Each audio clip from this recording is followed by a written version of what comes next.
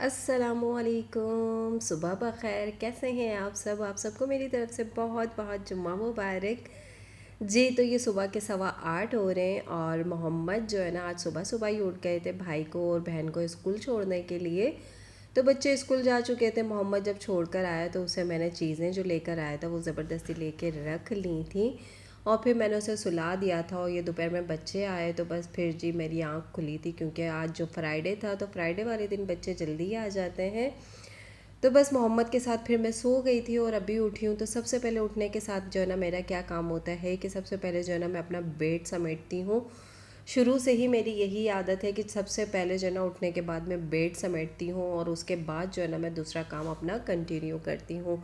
जैसा कि आप लोगों को पता है कि फ्राइडे जो होता है ना, फ्राइडे वाले दिन हालांकि होती है हमारी वही रूटीन है कि नमाज़ वगैरह हम रोज़ वही पढ़ते हैं, यानी ज़ोहर वगैरह की। लेकिन फ्राइडे को पता नहीं क्यों शुरू से मुझे एक बात नहीं समझ आती कि फ़्राइडे को इतनी अफरा तफरी क्यों हो जाती है। तो बस जी बच्चों को जो है नहला धुला कर जो है ना क्या कहते हैं, हाइका तो आकर सो गई थी। रब्बी रज़ा सोता नहीं है फ्राइडे वाले दिन।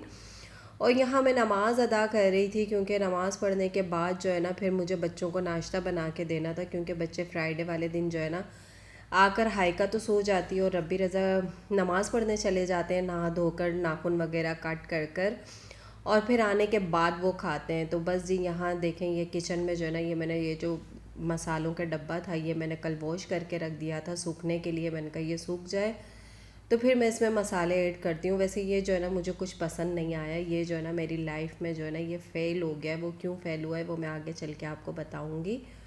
और यहाँ जी देखें ये चूल्हा और मेरा इंतज़ार कर रहा है। ये सुबह की चाय थोड़ी सी बच चुकी थी तो मैंने कहा चलो इसी के अंदर डाल के मैं बना लेती हूँ। तो बेटे ने मना किया कि अम्मी ये वाली जो चाय है ना वो पहले आप हटा दें, क्योंकि इसी में फिर दूसरी चाय नहीं बनाएं, क्योंकि सुबह की चाय थी। तो मैंने कहा चलो जी जैसे इनकी मर्ज़ी। तो उस चाय को पहले मैंने गर्म करके ख़ुद के लिए निकाली है, क्योंकि ज़ाया करना बुरी बात होती है।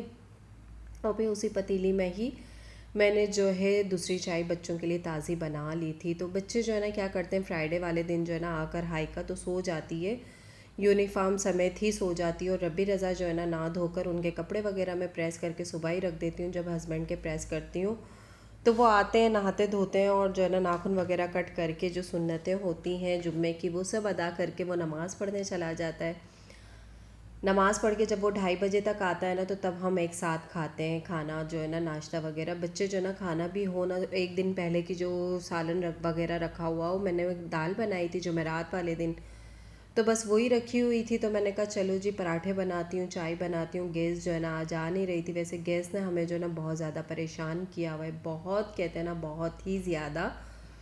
तो बस एक चूल्हा होता है तो उस पे पकाने में जो है ना थोड़ी परेशानी हो जाती है। तो बस यहाँ मेरी चाय भी बन चुकी थी, पराठे भी बन चुके थे और बच्चे जो है ना दस्तरखान पे वेट कर रहे थे। तो मैंने कहा चलो जी जल्दी जल्दी से अपने हाथ चलाती हूँ, बच्चों के लिए जल्दी से नाश्ता निकालती हूँ। ये जो बड़ा वाला कप है ना वो मेरा है, क्योंकि मैं जो है ना सिर्फ चाय पीती हूँ। चाय पी लेती हूँ ना तो मेरी बैटरी चार्ज हो जाती है।